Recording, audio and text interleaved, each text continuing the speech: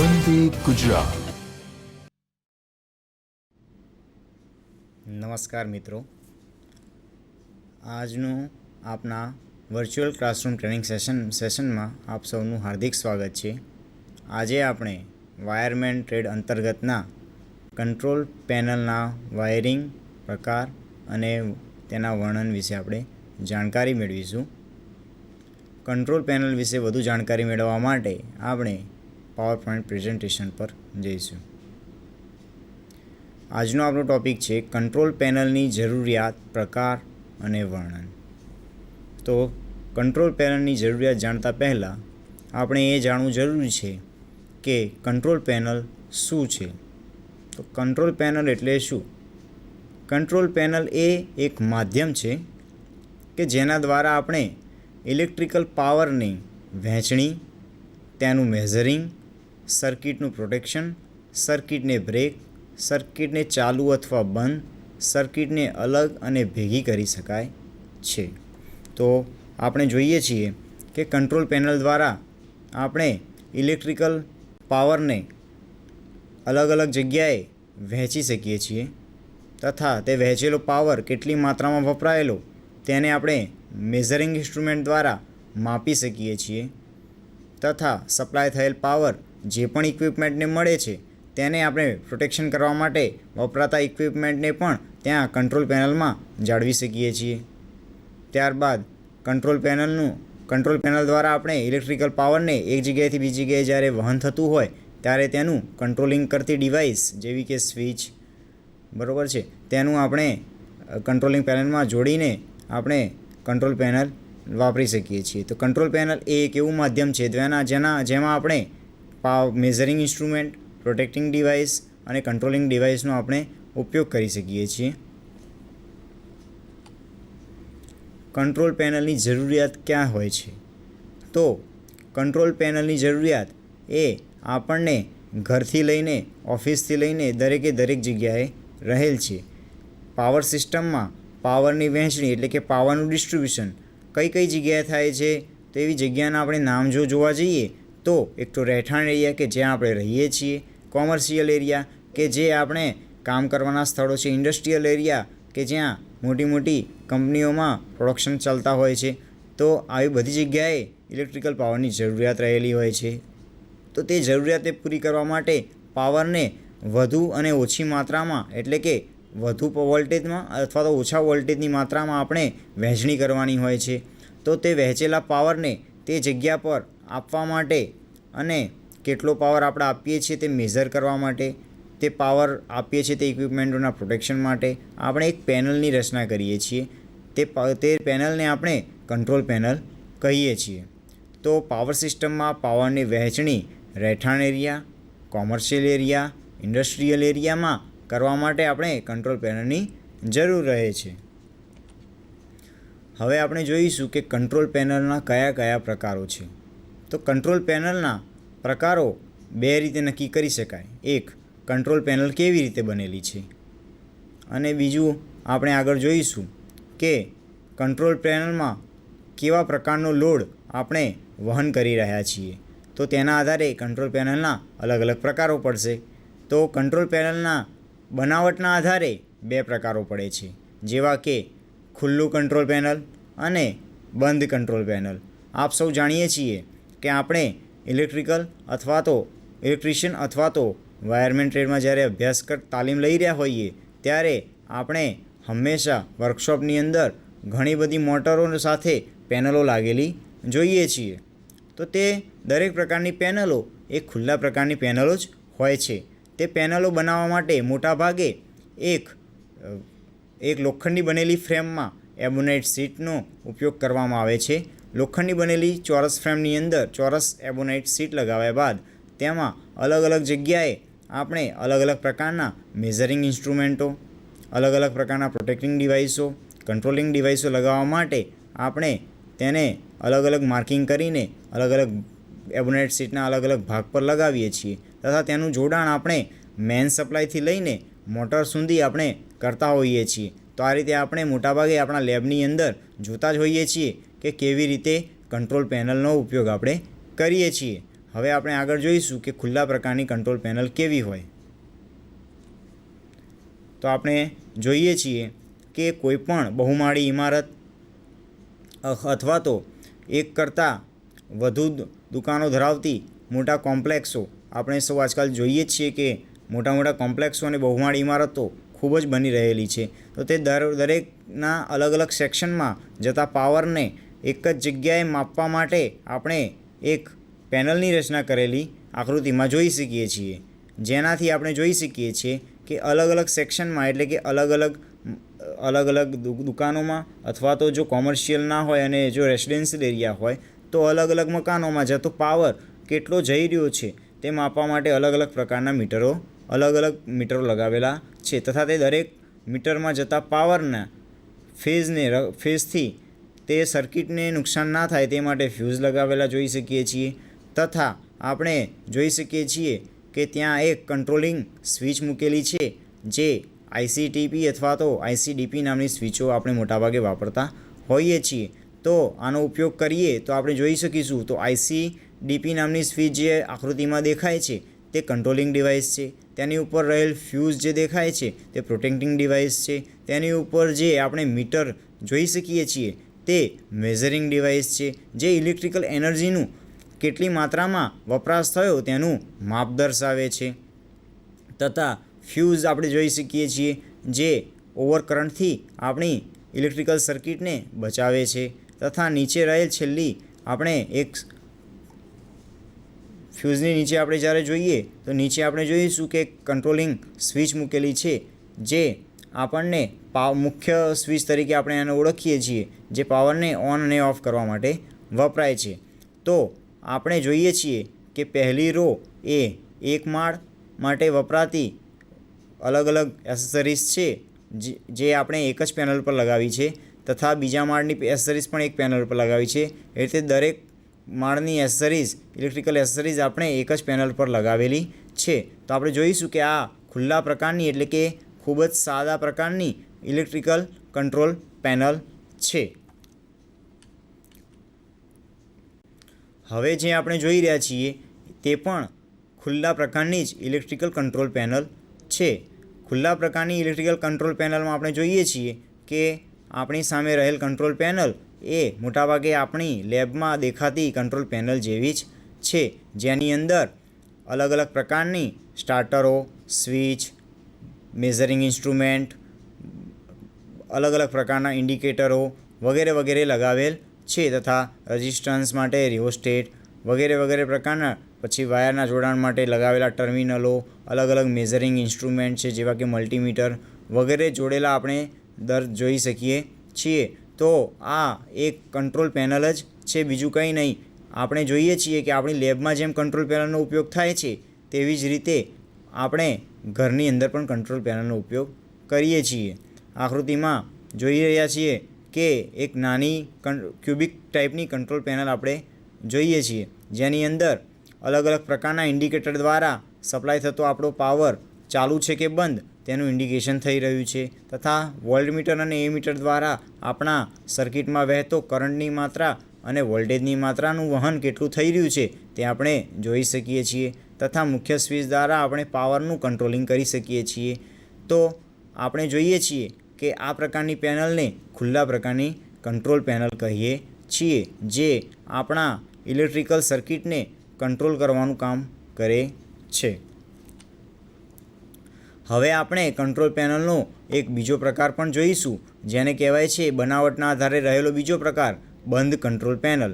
બંધ કંટ્રોલ પેનલને આપણે ખુલ્લી પેનલ સાથે કમ્પેર કરીએ તો આપણે જોઈ શકીશું તો ખુલ્લી પેનલની અંદર બધા જ ઇક્વિપમેન્ટો, ડિવાઇસીસ આપણે જોઈએ છીએ કે ખુલ્લા લગાવેલ છે. દરેક આપણે સાફ રીતે દેખી શકીએ છીએ. જ્યારે બંધ પ્રકારની કંટ્રોલ પેનલની અંદર આપણે જોઈશું કે ફક્ત ને ફક્ત ઇન્ડિકેશન માટેનો ભાગ જ આપણે જોઈ શકીએ છીએ, બાકીનો વધારાનો ભાગ આપણે ખુલ્લો જોઈ શકતા નથી. ત્યારબાદ આપણે ટર્મિનલો, ઇન્ડિકેટરો અને મીટરનો અને સ્વિચોનો ભાગ જ આપણે જે ઓપરેટ કરવા માટે વપરાતો હોય એટલો ભાગ જ આપણે જોઈ શકીએ છીએ. બાકીનો ભાગ આપણે બંધ કરેલો છે. તે આ ક્યુબિક પેનલની અંદર આપણે દરેક ભાગને સાચવી રાખેલો છે, બંધ કરેલો છે. તેથી આ પ્રકારની કંટ્રોલ પેનલને બંધ કંટ્રોલ પેનલ કહે છે. આપણે આકૃતિમાં જોઈશું તો પહેલા નંબરની આકૃતિમાં અલગ અલગ પ્રકારના ઇન્ડિકેટરો, મેઝરિંગ ઇન્સ્ટ્રુમેન્ટો, કંટ્રોલિંગ ઇક્વિપમેન્ટો તથા રિયોસ્ટેટ નામના અલગ અલગ પ્રકારના સાધનો વગેરે વગેરે ઘણા બધા ઇલેક્ટ્રિકલ સાધનોને એસેસરીઝ લગાવેલ આપણે જોઈ શકીએ છીએ. તથા તેનો આપણે ફક્ત બાહ્ય ભાગ એટલે કે સામેનો ભાગ જ આપણે ફ્રન્ટ સાઈડ જ આપણે જોઈ શકીએ છીએ. તથા તેના દરેકે દરેક ઇન્સ્ટ્રુમેન્ટનો અંદરનો ભાગ કંટ્રોલ પેનલ સાથે કેવી રીતે જોડાયેલો છે તે જોવા માટે આપણે આકૃતિ નંબર 2 પર જઈએ તો આપણે જોઈ શકીશું. તો અહીંયા આપણે બસબાર નામનો ભાગ જોઈ શકીએ છીએ, જ્યાં આગળ મુખ્ય લાઇનનો પ્રવાહ આપણને મળે છે. ત્યાંથી તે વહેંચાઈને અલગ અલગ ડિસ્ટ્રીબ્યુશન સ્વિચો દ્વારા અલગ અલગ ભાગમાં વહેંચાય છે. તથા અલગ અલગ મેઝરિંગ ઇન્સ્ટ્રુમેન્ટ દ્વારા તેનું મેઝરિંગ થાય છે, અલગ અલગ ઇન્ડિકેટર દ્વારા તેનું ઇન્ડિકેશન થાય છે. અને આપણે જોઈ શકીએ છીએ કે કંટ્રોલ પેનલનો આ બધા તમામ ભાગ દરવાજો બંધ કરતાં બંધ થઈ જાય છે અને ફક્ત આપણે ઉપયોગ પૂરતો ભાગ જ આપણે ખુલ્લો રાખીએ છીએ, બાકીનો બધો ભાગ જ બંધ થઈ જાય છે. તો આ બંધ પ્રકારની કંટ્રોલ પેનલો છે. ખુલ્લા પ્રકારની કંટ્રોલ પેનલો જોખમી બની શકે છે, જ્યારે બંધ પ્રકારની કંટ્રોલ પેનલો એ આપણને સેફટી માટે ઘણી જ ઉપયોગી રહે છે. કંટ્રોલ પેનલના આપણે 2 પ્રકાર જોયા, તે આપણે એની બનાવટના આધારે જોયા, ખુલ્લા પ્રકારની કંટ્રોલ પેનલ અને બંધ પ્રકારની કંટ્રોલ પેનલ. હવે કંટ્રોલ પેનલની આપણે સપ્લાયના આધારે 2 પ્રકારો જોઈએ. તો કંટ્રોલ પેનલની અંદર થતો પાવરનો સપ્લાય કેવો છે એના આધારે તેના 2 પ્રકારો પડે છે. જો પાવરનો સપ્લાય ઓછો હોય એટલે કે ફક્ત લાઇટિંગ લોડને ઓપરેટ કરી શકે તેટલો હોય તો તેને લાઇટિંગ લોડ માટેની કંટ્રોલ પેનલ કહે છે. જો પાવરની માત્રા ખૂબ ઊંચી હોય અને તે મોટી મશીનરીઓ અને મોટા પાવર સ્ટેશનોમાં ટ્રાન્સમિટ થતો હોય તો તેને પાવર લોડ કહેવામાં આવે. મોટા પાવર સ્ટેશનમાંથી ટ્રાન્સમિટ થતો હોય સીધો કંપનીમાં તો તેને પાવર લોડ કહેવામાં આવે છે અને તે માટે વપરાતી પેનલોને પાવર લોડ કંટ્રોલ પેનલ કહે છે. હવે આપણે લાઇટિંગ લોડ માટેની કંટ્રોલ પેનલ કેવી હોય તે આપણે જોઈએ. તો જેમ આપણે આગળ ખુલ્લા પ્રકારની કંટ્રોલ પેનલ જોઈ, જેની અંદર મલ્ટી સ્ટોરિકલ બિલ્ડિંગ માટેનું આપણે એક કંટ્રોલ પેનલ જોઈ હતી, જેની અંદર આપણે જોયું કે કેવી રીતે એક કંટ્રોલિંગ સ્વિચ, ફ્યુઝ અને મેઝરિંગ ઇન્સ્ટ્રુમેન્ટ એટલે કે એનર્જી મીટરનું જોડાણ કરેલું આપણે જોઈ શકતા હતા. તેવી જ રીતે આપણે આગળની આકૃતિમાં જોઈશું કે કેવી રીતે મેન સર્વિસ લાઇનથી એટલે કે આપણા ઘરની બહાર રહેલા થાંભલાથી આપણા ઘર સુધી આવતી વીજળીની લાઇનને સર્વિસ લાઇન જેને કહેવામાં આવે છે, તેનું જોડાણ આપણા ઘરની અંદર કોની સાથે થયેલું હોય છે? તો તેનું જોડાણ એ પેનલ બોર્ડ સાથે થયેલું હોય છે. તો આપણા ઘરની અંદર પેનલ બોર્ડ કોને ગણવું? તો આપણે જોઈએ છીએ કે આપણા ઘરની અંદર જ્યાં મીટર લાગેલું હોય, જ્યાંથી ઇલેક્ટ્રિકલ સપ્લાય આવતો હોય ત્યાંથી લઈને આપણા ઘરમાં જ્યાં મીટર લાગેલું હોય તે મીટર અને તેની આજુબાજુમાં રહેલી ડિસ્ટ્રીબ્યુશન સ્વિચો, તે આખો બનાવટનો ભાગ જે હોય છે તે એક લાકડાની પેનલ પર લગાવેલ હોય છે.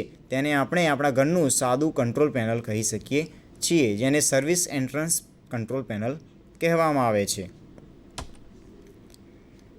આપણે આકૃતિમાં જોઈએ છીએ કે રેસિડેન્શિયલ પ્રકારનું પાવર ડિસ્ટ્રીબ્યુશન કંટ્રોલ પેનલ આપણે જોઈ શકીએ છીએ, જેમાં યુટિલાઇઝેશન એટલે કે વપરાશ માટેનો પાવર એ સૌથી પહેલાં એનર્જી મીટરમાં થઈને વહે છે. ત્યારબાદ તે પાવર એક સર્કિટ બ્રેકરમાં થઈને આગળ વધી છે અને એક પેનલને મળે છે, જેના દ્વારા પાવરનું ડિસ્ટ્રીબ્યુશન કરવામાં આવે છે. પાવરનું લાઇટિંગ લોડ માટે, હોમ એપ્લાયન્સીસ માટે અને ભારે લોડ માટે આપણે અલગ અલગ પ્રકારે રેસિડેન્શિયલ પાવરનું ડિસ્ટ્રીબ્યુશન કરી શકીએ છીએ. તો આના માટે આપણે જે માધ્યમનો ઉપયોગ કર્યો તે માધ્યમને આપણે શું કહીશું? કંટ્રોલ પેનલ કહીશું, જેની અંદર મેઝરિંગ ઇન્સ્ટ્રુમેન્ટ, રક્ષણાત્મક એટલે પ્રોટેક્ટિવ ઇક્વિપમેન્ટ અને સ્વિચો જેવી કંટ્રોલિંગ ઇક્વિપમેન્ટનો ઉપયોગ આપણે કરીએ છીએ. ત્યારબાદ કોમર્શિયલ અને ઇન્ડસ્ટ્રીયલ પાવરનું ડિસ્ટ્રીબ્યુશન કેવી રીતે થાય છે અને તેમાં કંટ્રોલ પેનલ કેવો ભાગ ભજવે છે તે આપણે જોઈએ. તો સૌથી પહેલાં મુખ્ય ટ્રાન્સમિશન લાઇનમાંથી મળેલ પાવર એ સ્વિચગેર આઉટડોર પ્રકારના સ્વિચગેરમાં જાય છે. ત્યાંથી તે એક સ્ટેપ ડાઉન ટ્રાન્સફોર્મરમાં થઈ અને આપણે જોઈ શકીશું તો એક નાના સ્વિચ બોર્ડને મળે છે, જેનું કામ પાવરને બે ભાગમાં વહેંચવાનું હોય છે. એક લાઇટિંગ લોડ માટેના પાવર અને એક પાવર લોડ માટેના પાવર માટે તેને વહેંચવાનું હોય છે. તો તેમાંથી પાવરના બે ભાગ પડે છે, એક લાઇટિંગ અને એપ્લાયન્સીસ માટેનો પાવર અને એક પાવર લોડિંગ માટેનો પાવર. તો જ્યાં લાઇટિંગ લોડ વપરાતો હોય તેના માટે જે પેનલ બોર્ડ આપણે બનાવીએ તેને લાઇટિંગ અને એપ્લાયન્સીસ માટેનું પેનલ બોર્ડ કહે છે. અને જે પાવર જે ખૂબ ઊંચી માત્રામાં સપ્લાય ધરાવતો હોય તેની સાથે જોડેલ પેનલને આપણે પાવર પેનલ કહીએ છીએ, જેનું જોડાણ મોટરો સાથે, મોટી મશીનરીઓ સાથે કરેલ હોય છે. હવે આપણે NEC મુજબ પેનલ બોર્ડ કેવું હોવું જોઈએ તેના વિશે આપણે જાણકારી મેળવીશું. NECનો મતલબ છે નેશનલ ઇલેક્ટ્રિફિકેશન કોડ, જે આપણો રાષ્ટ્રીય ઇલેક્ટ્રિસિટી કોડ હોય છે તેના મુજબ આપણું પેનલ બોર્ડ હોવું જરૂરી છે. તો આપણે એના માટે જોઈશું કે આપણું પેનલ બોર્ડ કેવું હોવું જોઈએ. તો આપણા પેનલ બોર્ડની અંદર અલગ અલગ પ્રકારની પાવર સર્કિટ અને લાઇટિંગ સર્કિટોનું નિર્માણ કરેલું હોવું જોઈએ. તેની અંદર તે પેનલ બોર્ડ માટે અલગ એક કેબિનેટ અથવા તો એક ભાગ અલગ ઊભો કરવો જોઈએ કે જેની અંદર આપણે ફક્ત પેનલ બોર્ડ અને તેને લગતી એસેસરીઝનું જોડાણ કરી શકીએ. તેના માટે આપણે તેને દિવાલની અંદરની સાઈડ અથવા તો દિવાલની બહારની સાઈડ કંટ્રોલ પેનલ લાગેલી હોવી જોઈએ. જો દિવાલની અંદરની સાઈડ કંટ્રોલ પેનલ લાગેલી હોય તો તેને ફ્લશ માઉન્ટેડ કંટ્રોલ પેનલ કહેવામાં આવે છે. જો દિવાલની બહારની સાઈડ કંટ્રોલ પેનલ લાગેલી હોય તો તેને સરફેસ માઉન્ટેડ કંટ્રોલ પેનલ કહેવામાં આવે છે. તો નેશનલ ઇલેક્ટ્રિફિકેશન કોડ મુજબ આપણે હંમેશા કંટ્રોલ પેનલનું નિર્માણ કરતી વખતે એ વાતનું ધ્યાન રાખવું જોઈએ કે કંટ્રોલ પેનલનું નિર્માણ એ સેફ જગ્યા ઉપર કરવું જોઈએ. તેના માટે એક અલગ કમ્પાર્ટમેન્ટ અથવા તો અલગ કેબિનેટ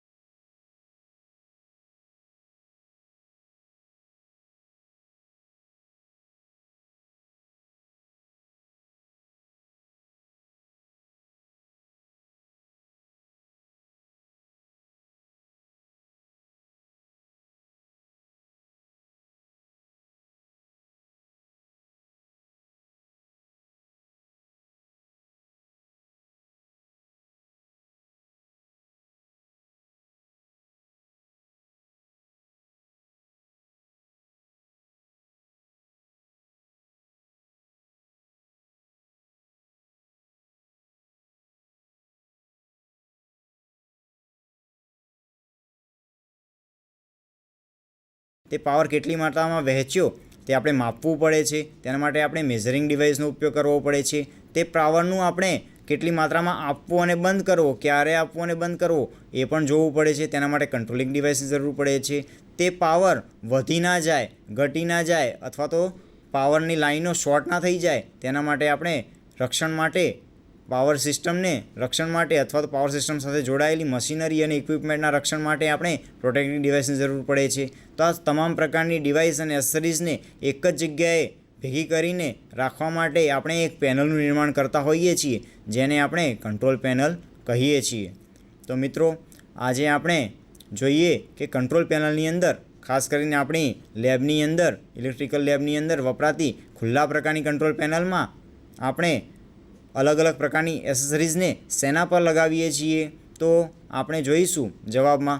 તો આપણે ખબર પડશે કે એબોનાઇટ શીટની ઉપર આપણે અલગ અલગ પ્રકારની એસેસરીઝનું માઉન્ટિંગ કરેલું હોય છે. આપણે કંટ્રોલ પેનલનો ઉપયોગ ક્યાં ક્યાં કરીએ છીએ? તો આપણે કંટ્રોલ પેનલનો ઉપયોગ રેસિડેન્શિયલ વાયરિંગમાં, ડિસ્ટ્રિબ્યુશનમાં, પાવર લોડના ડિસ્ટ્રિબ્યુશનમાં તથા અલગ અલગ પ્રકારની લેબોમાં આપણે તેનો ઉપયોગ કરીએ છીએ.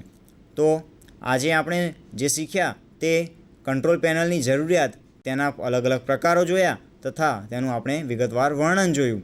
તો આજે આપણે જે ટૉપિક શીખ્યા તેના દ્વારા આપણે કંટ્રોલ પેનલથી માહિતગાર થયા તથા કંટ્રોલ પેનલ સાથે કેવી રીતે કામ પાર પાડવું, કંટ્રોલ પેનલના અલગ અલગ ભાગને કેવી રીતે ઓળખવા તેના વિશે આપણે આજે જાણકારી મેળવી. આપ સૌએ મને જે રીતે સાંભળ્યું તે બદલ આપ સૌનો હું ખૂબ ખૂબ આભાર કરું છું.